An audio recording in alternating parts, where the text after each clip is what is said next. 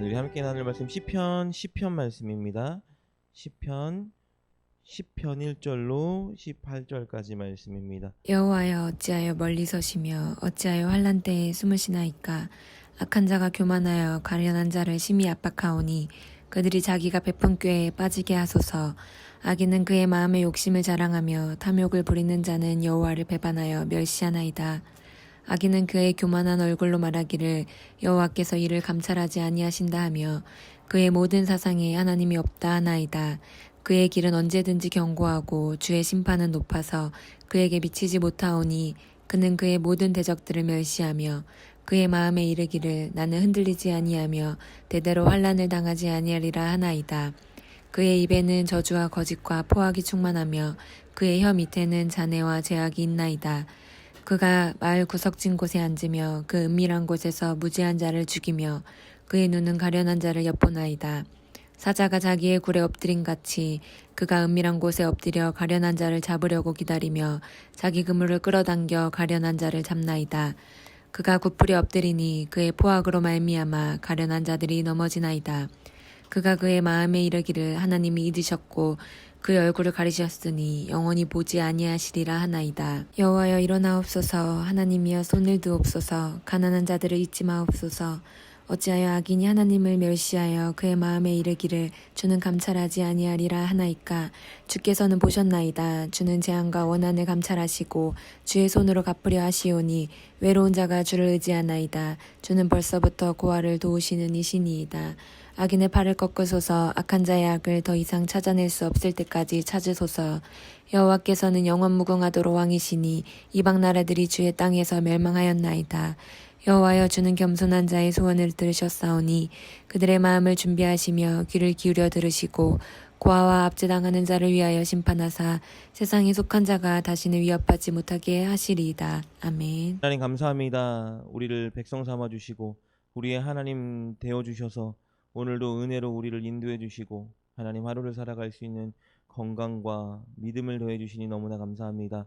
오늘 말씀을 통하여 하나님의 뜻과 마음을 한 자락 더 알아가게 도와주시어 하나님이 원하시는 의인의 자리에 설 수 있는 우리가 되게 도와주시고 오늘 또 하루를 살아감에 있어 감찰하신 하나님을 바라보며 믿음으로 살아갈 수 있는 힘과 용기를 더하여 주시옵소서. 특별히 이 새벽에 주님께 나와 기도하는 성도님의 모든 마음의 문제와 기도 제목을 주님께서 아시오니 한 사람도 그냥 보내지 마시고 하나님께서 이른 새벽에 예비하신 풍성한 은혜로 각 사람 마음을 채워주시어 오늘도 우리와 함께 하시고 이른 새벽에 우리의 기도를 들으시는 하나님을 경험하는 시간 될 수 있도록 인도하고 축복하여 주시옵소서. 그렇게 역사하실 주님 기대하고 소망하며 우리 주 예수님의 이름으로 감사하며 기도드립니다. 아멘. 아멘.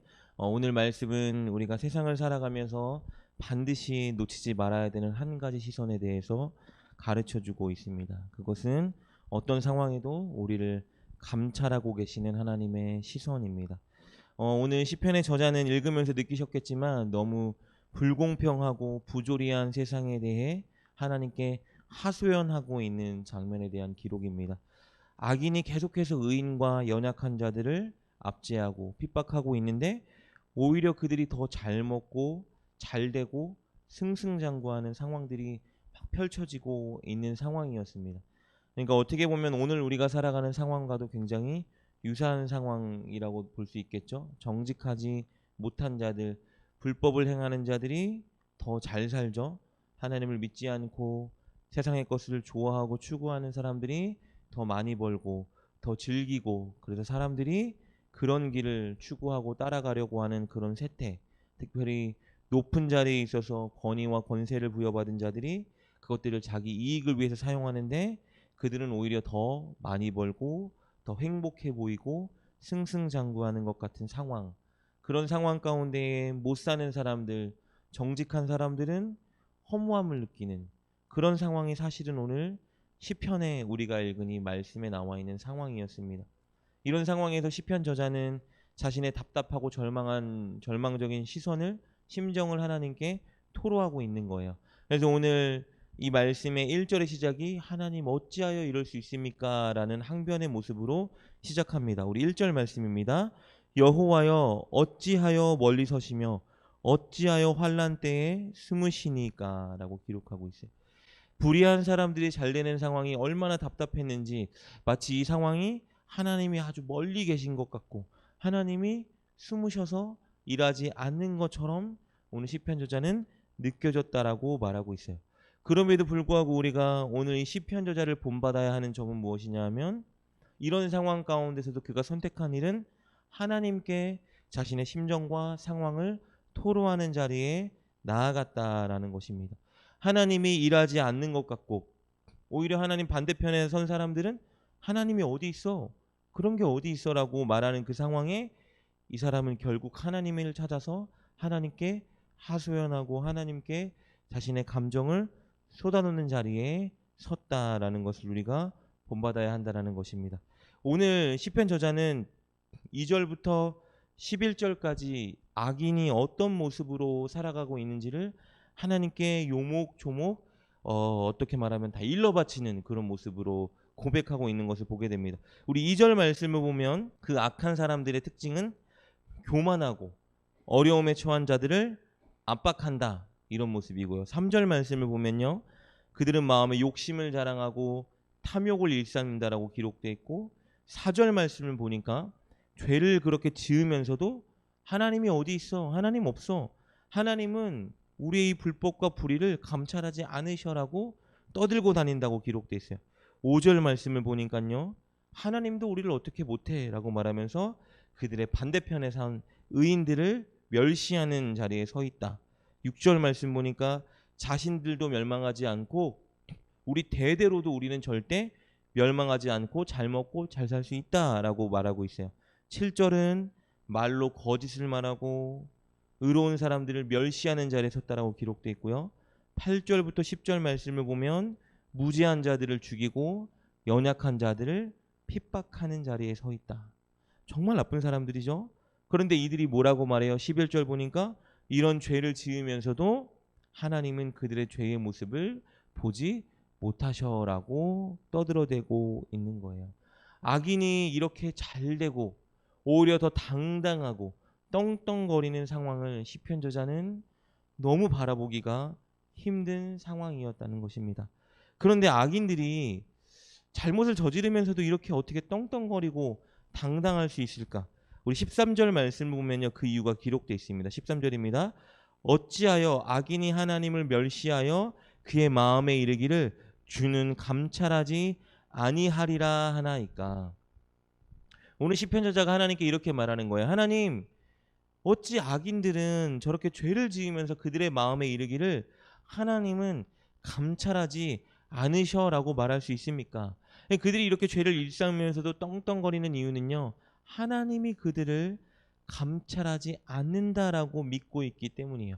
여러분, 여기서 감찰하다라는 말의 원어의 뜻은 무엇이냐면요, 책임을 추궁하다라는 뜻이에요. 그러니까 나쁜 죄를 짓고 자신들의 이익을 취하는 모든 자리에 서 있으면서도 우리가 이렇게 거짓을 일삼고 나쁜 죄를 짓는 이 모습들에 대해서 누구도 우리의 책임을 추궁하지 못해라고 믿기 때문에, 생각하기 때문에 그들이 더 떵떵거리는 그 자리에 서 있다는 것입니다. 여러분, 하나님이 왜 감찰하지 않게 느껴질까요? 왜 나쁜 사람들이 나쁜 짓을 행하면서도 하나님은 이 일에 대한 책임을 우리에게 묻지 않으셔라고 믿게 됐을까요? 왜냐하면 하나님의 일하심의 방식이요, 우리가 무언가 행동을 취했을 때 바로 즉각적인 보응으로 대응하지 않으시기 때문이에요.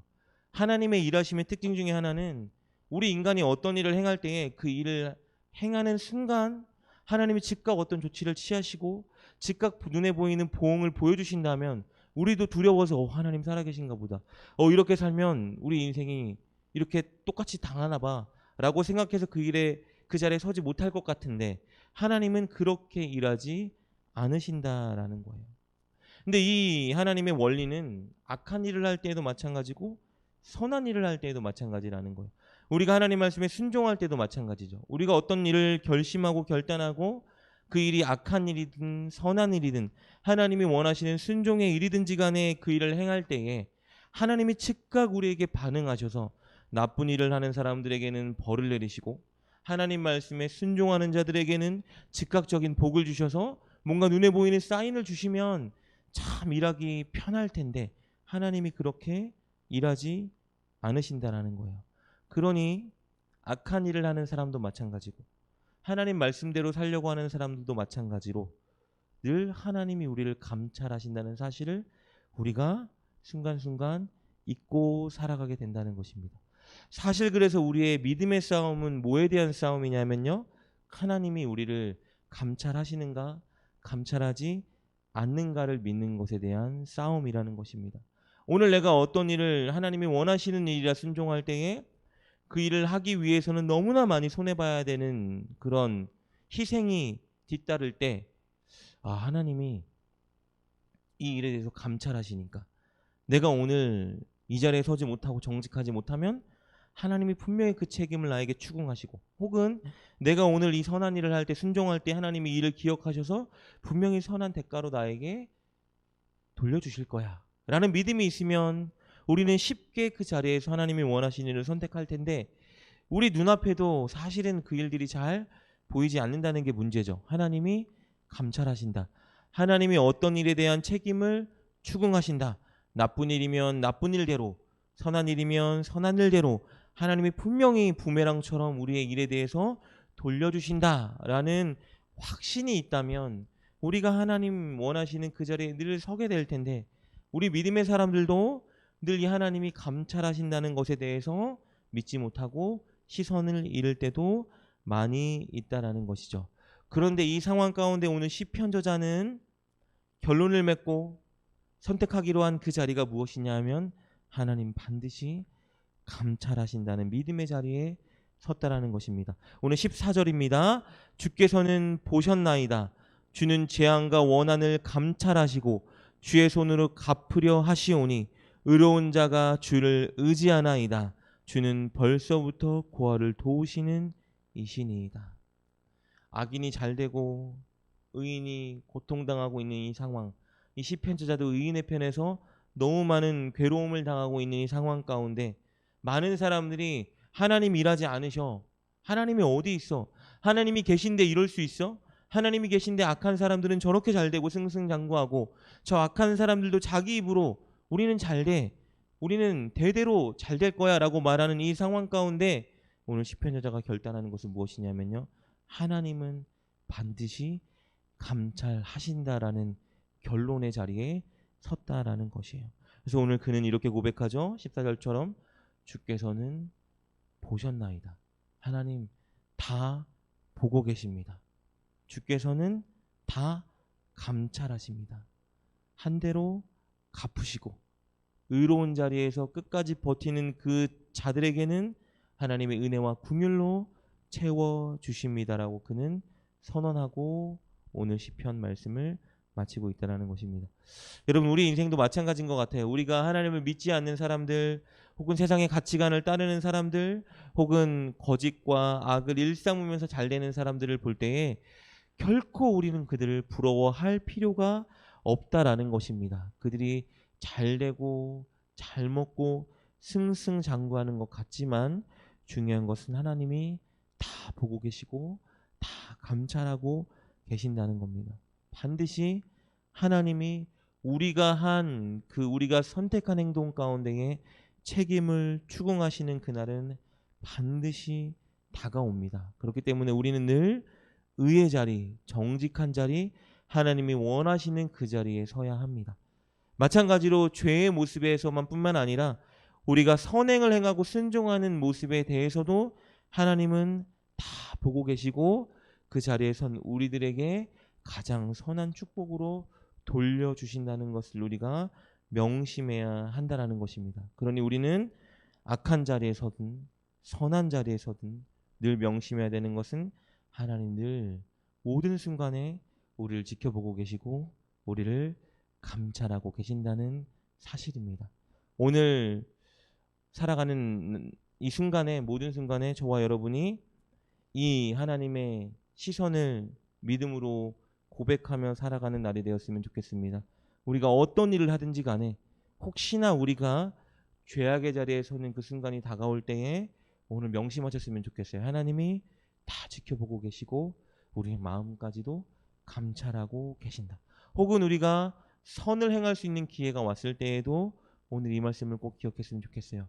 내가 선을 행하느라 오늘 손해와 또 희생을 감수해야 되는 그 자리가 내게 펼쳐진다 할지라도 오늘 하나님이 내가 선택한 이 수고를 다 알고 계시고 지켜보고 계시고 돌려주신다라는 마음으로 우리가 사람의 시선을 의식할 것이 아니라 하나님의 시선을 의식하며 오늘도 하나님과 함께 동행하며 살아가는 자리에서는 저와 여러분 되실 수 있기를 주님의 이름으로 축복합니다. 이렇게 기도합니다. 하나님 감사합니다.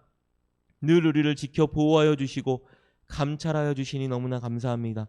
하나님 우리를 바라보시는 주님의 시선을 의식하며 살아가게 도와주시고 어떤 순간에도 늘 하나님이 원하시는 그 자리, 하나님의 말씀에 순종하는 그 자리에서는 우리 모두가 되게 하여 주시옵소서. 특별히 오늘 하루 그렇게 살아가는 우리가 되게 도와주시고 오늘 이 새벽에 기도하는 성도님 한 사람도 그냥 보내지 마시고 오늘 이 기도하는 순간에도 우리를 지켜보시고 우리의 기도를 들으시는 주님을 의지하며 주님께 모든 것을 쏟아내고 기도하는 우리 모두가 되게 하여 주시옵소서. 예수님의 이름으로 감사하며 기도드립니다. 아멘.